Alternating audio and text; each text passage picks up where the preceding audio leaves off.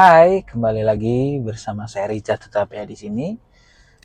Saya itu tipe orang yang gampang ngantuk kalau nyetir, apalagi kalau malam. Jadi di malam ini saya baru pulang manggung dengan Dewa 19 di Global TV acara The Voice All Star. Tadi ya, udah selesai main pulang hari Jumat macet arah ke rumah saya. Di tolnya macet banget, terus saya daripada terkantuk-kantuk nyetirnya, jadi saya mendingan sambil bikin video ngobrol-ngobrol karena bisa fokus nyetir jadinya. Lucu ya, bikin video malah jadi fokus nyetir daripada kalau fokus nyetir doang malah jadi ngantuk. Oke teman-teman, sekarang aku mau berbicara tentang personal branding as a musician. Kenapa sih personal branding itu penting, perlu, wajib, harus ada di setiap musisi? Jadi personal branding mungkin ada ya, arti secara akademisinya tuh ada. Tapi pengertian buat aku sendiri, sebetulnya personal branding itu adalah bagaimana kita membranding atau mempublikasikan diri kita, memperkenalkan diri kita, membuat diri kita menjadi sesuatu yang dikenal banyak orang. Misalnya kalau kita ngelihat merek tempat makan, misalnya McDonald gitu ya, kayaknya kalau udah kita ingat fast food, ingat McDonald. Kalau kita ingat burger, ingat McDonald. Kalau kita ingat apa lagi ya, minuman dengan es krim di atasnya, Cola Float atau McFloat, ingat McDonald. Jadi ketika melihat atau mendengar sesuatu, yang ada di kepala kita adalah McDonald. Nah itu salah satu kekuatan branding atau kesuksesan branding dari sebuah restoran yang bernama McDonald, sehingga ketika orang ingat fast food ya ingatnya McDonald. Nah, sebagai seorang musisi tidak jauh berbeda dengan hal itu. Kalau saya pribadi, bagaimana saya membuat orang ketika melihat instrumental saxophone atau melihat instrumen saxophone, orang ingat Richard Tatapea. Bagaimana kalau orang dengar instrumental lagu Dewa 19, orang ingat Richard Tatapea karena Richard Tatapea sebagai pemain saxophone untuk Dewa 19. Bagaimana ketika ada brass section di lagu-lagu Dewa 19, orang ingat Richard Tatapea. Nah, ini adalah sesuatu hal yang sangat penting karena ini berpengaruh kepada keberlangsungan karir kita sebagai seorang musisi.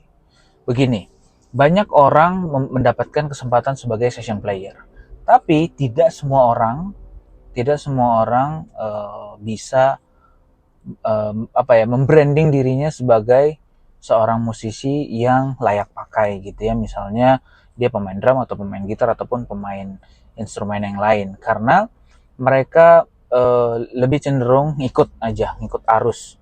Ya disuruh main gini, ayo, disuruh itu, ayo, ayo gitu. Jadi tidak ada satu hal yang bisa diingat orang ketika ada dirinya di musik tersebut atau di band tersebut gitu ya.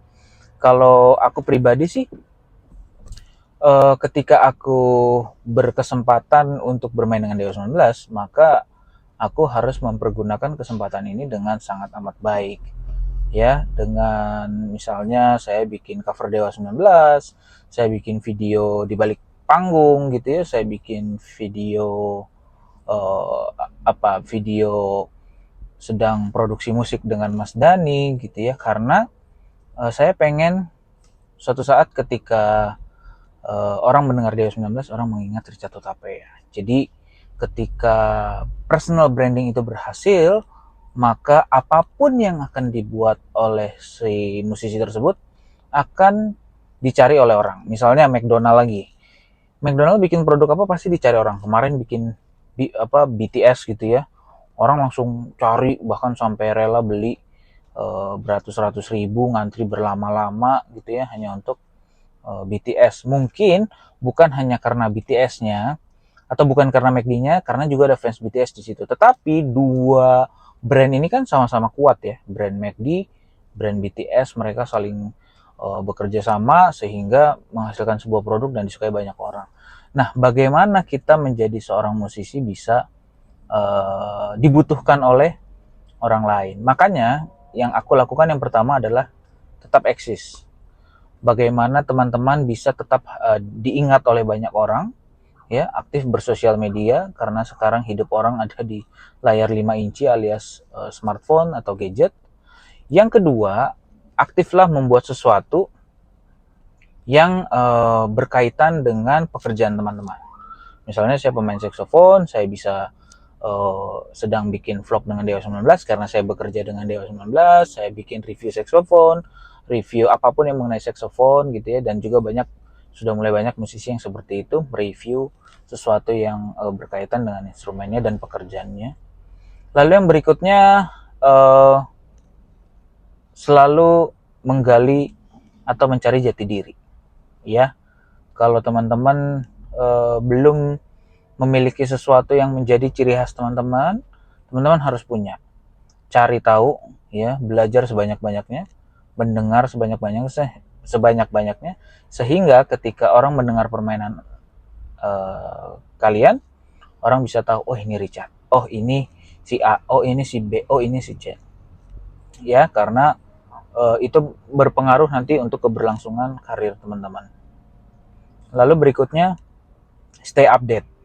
Jadi apapun yang menjadi hal yang baru di lingkungan teman-teman dalam lingkup musik, teman-teman harus update, ya kan, siapa yang lagi lagu apa segala macam. Karena nanti di situ akan mempengaruhi bahwa oh kita musisi yang memiliki kredibilitas yang baik, mau ngulik gitu ya, main dengan siapapun bisa membaur. Lalu yang berikutnya, teman-teman juga harus fleksibel. Fleksibel ini penting karena apalagi pemain instrumen seperti saya, bukan penyanyi ya. Kita harus fleksibel karena kita bisa hidup di banyak lahan gitu ya. Seperti saya bisa main dengan Dewa 19, saya juga bisa main wedding, saya juga bisa main cafe, saya juga bisa main dengan band jazz seperti Tohpati, saya bisa main dengan band rock seperti Kodir, saya bisa main dengan macam-macam. Apapun formasinya saya harus bisa, karena memang itu yang membuat kita bisa bertahan seterusnya ke depannya gitu. Jadi jangan pernah membatasi diri main sama siapa, main lagu apa, main genre apa. Pokoknya mainin aja semua. Selama itu masih dalam lingkup permusikan ya, masih membuat teman-teman berkembang, hajar aja terus. Maka nanti ketika itu berhasil, personal branding itu akan naik dengan sendirinya, ya. Teman-teman akan bisa ya syukur-syukur menguasai pasar lah, ibaratnya teman-teman menjadi first list atau top of mind orang-orang ketika butuh pemain saxophone atau pemain bass atau pemain gitar, apapun instrumen yang teman-teman mainin, itu bisa menjadi top of mind banyak orang. Misalnya saya mau rekaman, saya kalau pemain gitar ingetnya si A, yaudah si A aja yang terus pertama kali diajak, kalaupun nggak bisa baru cari yang lain. Nah, saya selalu berusaha menjadi top of mind top of mind saksofonis di Indonesia. Makanya saya selalu berkarya, ya apapun yang saya bisa kerjakan maka saya kerjakan.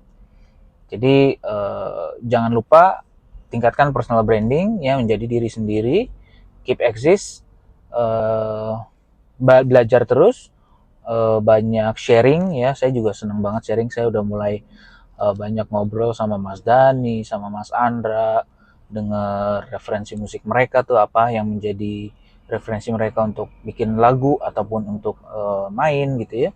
Dan itu juga saya lakukan ketika saya bermain dengan Mas Indra Rusmana, dengan Mas Tohpati, dengan almarhum Idang Rasidi dan sebagainya. Jadi yang kita cari adalah apa yang membuat Anda menjadi seperti sekarang. Nah, itu yang selalu saya lakukan ketika saya ketemu dengan musisi-musisi besar gitu ya.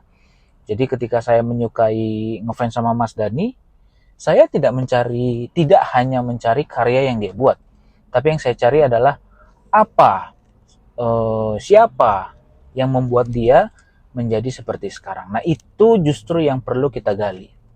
Ya, makanya teman-teman harus punya referensi, punya influence supaya teman-teman bisa menemukan jati diri, mana yang cocok, mana yang teman-teman banget.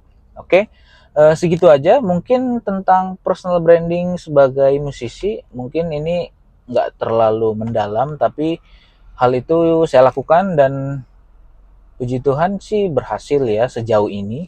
Dan saya terus masih belajar untuk bisa menjadi top of mind banyak orang. Ya, maju terus, teman-teman musisi, terus berkarya, dan jangan pernah berhenti untuk belajar. Thank you, selamat malam, sampai ketemu di video monolog berikutnya. Goodbye.